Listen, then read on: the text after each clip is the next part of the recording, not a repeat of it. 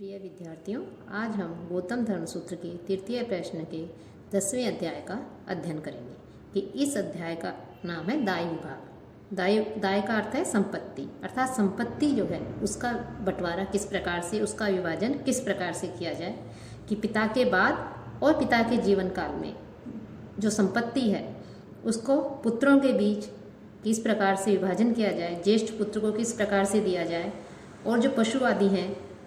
उनका किस प्रकार से संपत्ति में अधिकार बताया गया है, उनका विभाजन किस प्रकार से किया जाए और पुत्रों के नहीं होने पर संपत्ति का जो उत्तराधिकार है उसके विषय में वर्णन करने के साथ साथ स्त्री धन आदि का भी वर्णन किया गया है। तो यहाँ पर हम इस अध्याय में सबसे पहला जो सूत्र है उस सूत्र में बताया गया है ऊर्ध्वम पितुः पुत्रा रिक्थम भजेरन, कि ऊर्ध्वम पितुः कि पिता की मृत्यु के पश्चात, कि ऊर्ध्वम पितुः पितरी मृते कि पिता की मृत्यु के पश्चात जो पुत्र है वो पुत्र रिक्थम अर्थात उसकी जो संपत्ति आदि है उस संपत्ति आदि को भजेरन प्राप्त करे, कि जब पिता की मृत्यु हो जाए तो पिता की मृत्यु के पश्चात पुत्र आदि का उस संपत्ति में अधिकार होता है कि उन्हें वो संपत्ति प्राप्त होती है। निवृत्ते रजसी मातुः जीवति च इच्छति, और निवृत्ते अपने पिता के जीवन काल में भी जीवते अपि कि मातुः निवृत्ते रजसी मातुः जीवति च इच्छति, कि पिता के जीवन काल में भी माता के रजसी रजोदर्शन की आयु निवृत्ते समाप्त हो जाने पर, कि माता के यदि रजोदर्शन की आयु समाप्त हो जाती है तो समाप्त हो जाने पर और पिता यदि जीवित है तो पिता के जीवन काल में भी इच्छति इच्छा के अनुसार उस संपत्ति का विभाजन किया जा सकता है। कि यदि पिता जीवित है और माता की आयु भी जो है रजोदर्शन आयु जो समाप्त हो चुकी है तो ऐसी स्थिति में भी जो संपत्ति है उस संपत्ति का विभाजन किया जा सकता है। सर्वम वा पूर्वज है स्वेतरान विभ्रया पितृवत, अथवा सभी संपत्तियां कि जो भी संपत्ति है पिता की वो सारी संपत्ति जो पिता जो ज्येष्ठ पुत्र है सबसे बड़ा पुत्र है उसको प्राप्त हो और जो ज्येष्ठ पुत्र है वह शेष लोगों का और अपने पिता के समान ही भरण पोषण भी करे, कि या सबसे बड़ा जो पुत्र है ज्येष्ठ पुत्र है उसको संपत्ति प्राप्त हो, उसको संपत्ति मिले और वो जो अन्य जो उसके अनुज हैं या अन्य जो शेष जो लोग हैं उन लोगों का, अपने संबंधियों का, अपने बंधु बांधवों का भी वो जो है पिता के समान ही भरण पोषण करे। विभागे तु धर्म वृद्धि ही, लेकिन यदि विभाजन संपत्ति जो है उसका विभाजन कर दिया जाता है तो उससे जो है धर्म की वृद्धि होती है, विभाग से धर्म की वृद्धि बताई गई है। अब जो संपत्ति है उस संपत्ति में किसको कितना भाग मिले, जो पशु आदि हैं उनका विभाजन किस प्रकार से हो उसका वर्णन करते हुए कहते हैं विंशति भागो ज्येष्ठस्य, कि जो ज्येष्ठ पुत्र है, बड़ा पुत्र है, उसको संपत्ति का जो 20वां भाग है वो उसे जो है विभाजन के रूप में मिलना चाहिए, उसे संपत्ति का 20वां भाग मिलता है। साथ ही साथ एक दंत पंक्ति वाले, एक नर और एक मादा पशु जैसे कोई, 2 दंत पंक्ति वाले पशुओं से जुती हुई गाड़ी और एक बैल अतिरिक्त मिलता है,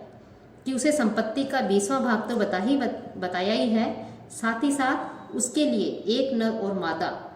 ये 2 पशु जैसे कोई भी पशु हो सकते हैं, ऐसे पशु हों और उन पशुओं से जुती हुई कोई गाड़ी हो जैसे बैलगाड़ी वगैरह ये हो, साथ ही साथ एक अतिरिक्त बैल भी उसके लिए बताया गया है। इन सब की व्यवस्था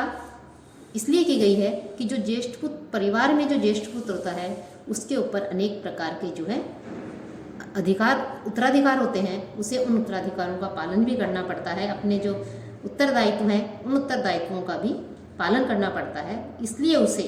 अतिरिक्त जो है संपत्ति देने के लिए कहा गया है। काणखोर कूटवणेटा मध्यमस्य अनेकाश्चेत, और जो मध्यम पुत्र है, मंझला पुत्र है, कि तो ज्येष्ठ पुत्र के लिए बताया है कि मंझले पुत्र के लिए बताया है कि उस पुत्र को एक आंख वाले पशु दे सकते हैं, वृद्ध बिना सींग वाले, बिना पूंछ वाले अतिरिक्त पशु मिलते हैं। यदि पिता के पास में बहुत सारे पशु हों तो उसमें से इस प्रकार के पशु कि बिना पूंछ वाले, बिना सींग वाले ऐसे पशु जो आदि जो हैं वो मंझले पुत्र को दिए जाते हैं। और इसके अतिरिक्त जो सबसे छोटा पुत्र होता है उस छोटे पुत्र को भी संपत्ति का जो बंटवारा किया जाता है, विभाजन किया जाता है, वो तो मिलता ही मिलता है। उसके अतिरिक्त भी जो है, जो कुछ उसे दिया जाता है अंश के रूप में मिलता है, उसमें जो है अन्न आदि है, मेड़ आदि है, कोई लोहे के बर्तन आदि यदि घर में है तो वो छोटे पुत्र को मिलते हैं। सफ़ेद बैलों से जुती हुई गाड़ी और जो घर होता है वो घर भी जो है एक तरह से जो छोटा पुत्र है उस छोटे पुत्र को दिया जाता है। कि छोटे पुत्र के लिए इस प्रकार से यहाँ पर विभाजन बताया गया है। धान्य आदि भी उसे मिलता है। तो ज्येष्ठ, मध्यम और छोटे पुत्र, यदि तीनों पुत्र हैं, इन तीनों पुत्रों को इस प्रकार से संपत्ति का जो है उनमें विभाजन किया जाता है। समधा चैतरत सर्वम, इसके अलावा ये तो अतिरिक्त अंश उन्हें मिलता है कि बड़े पुत्र को, मझले पुत्र को और सबसे जो कनिष्ठ छोटा पुत्र है उसको ये अतिरिक्त रूप में ये पशु आदि जो है, अन्न आदि है, घर आदि है, बर्तन आदि हैं, पात्र, लोहे के पात्र आदि हैं, इनका विभाजन के बीच में इस प्रकार से किया है। इसके अलावा जो संपत्ति है उस संपत्ति का भी जो है विभाजन उन तीनों के मध्य में समान रूप से किया जाता है। एकैकम वा धन रूपम काम्यम पूर्वः पूर्वो लभते, अथवा ज्येष्ठता के अनुसार वे इच्छा के अनुसार एक प्रकार की संपत्ति ग्रहण कर सकते हैं। कि अथवा यदि तीनों जो भाई हैं वो आपस में वार्तालाप करके आपसी रजामंदी से जो है एक प्रकार की संपत्ति जो है वो ग्रहण कर सकते हैं। किसी ने घर ले लिया, किसी ने खेत ले लिया, किसी ने वाहन ले लिए, किसी ने पशु ले लिए। तो इस प्रकार से अपनी इच्छा के अनुसार वो आपस में मिलजुल करके भी उस संपत्ति का जो है विभाजन कर सकते हैं, लेकिन उनके बीच में किसी प्रकार का कोई कलह या क्लेश नहीं हो, आपसी प्रेम भाव से बैठ करके वो इस प्रकार से विभाजन कर सकते हैं। दशकम पशुनाम, अथवा यदि बहुत अधिक पशु हों तो उन पशुओं में 10-10 पशुओं को वो ग्रहण कर सकते हैं। न एक शफ द्विपदाम, लेकिन किसी भाई को एक खुर वाले पशु जो है 10 नहीं मिले या 10 सेवक या सेविका नहीं मिले। कि किसी भी भाई को यदि एक खुर वाले पशु हैं, वो पशु जो है या 10 सेवक या सेविका हैं किसी के पास और वो सारे एक ही भाई ले ले, तो इस प्रकार का भी नहीं हो। विभाजन जो है पूर्ण रूप से और सही तरीके से जो है करने के लिए इसमें बताया गया है। और ऋषभो अधिको ज्येष्ठस्य, और जो ज्येष्ठ पुत्र है यदि अनेक स्त्रियां हैं, ऋषभो अधिको ज्येष्ठस्य, यदि अनेक स्त्रियां हैं किसी व्यक्ति की, तो पहली स्त्री का जो पुत्र है उस पुत्र को एक बैल अधिक मिलता है। यदि किसी ने बहुत अधिक एक से अधिक जिसकी पत्नियां हैं, एक से अधिक जिसने विवाह किए हैं, तो उनमें जो सबसे पहली स्त्री है, सबसे पहली जो पत्नी है, उसका जो पुत्र है उस पुत्र को एक बैल अधिक देने के लिए शास्त्रों में कहा गया है। ऋषभ षोडशा ज्येष्ठिन्यस्य, और सबसे बड़ा जो पुत्र है उस पुत्र को, अर्थात जो सबसे पहली पत्नी है, पहली जो स्त्री है उससे उत्पन्न हुआ है वो, इस कारण से जो सबसे पहला ज्येष्ठ पुत्र है उस पुत्र के लिए 15 गाय और एक बैल का विधान बताया गया है। अथवा बाद में जो स्त्रियां जो उत्पन्न हुए हैं, यदि उस व्यक्ति ने बहुत सी विवाह किए हैं, तो पहली पत्नी के लिए तो 15 गाय, 15 बैल या एक बैल अधिक के लिए व्यवस्था की गई है। लेकिन बाद में भी जो विवाहिता पत्नी है उससे उत्पन्न पुत्र हो और ज्येष्ठ पुत्र हो, तो पहली पत्नी से उत्पन्न पहली पत्नी जो है उससे उत्पन्न जो पुत्र हैं, ये बाद में यदि किसी व्यक्ति ने विवाह किया दूसरी स्त्री से और उसके पुत्र पहले हो गया और पहले वाली पत्नी के यदि बाद में होते हैं, तो उस पहली पत्नी से उत्पन्न जो छोटे पुत्र हैं उनके साथ बराबर का भाग वो दूसरी पत्नी के पुत्र को, चाहे वो ज्येष्ठ पुत्र ही क्यों न हो, उनके बराबर के भाग के ग्रहण की व्यवस्था की है। प्रति मातृवा स्व वर्गे भाग विशेष है, अथवा माता के अनुसार प्रत्येक वर्ग के जो पुरुष पुत्र हैं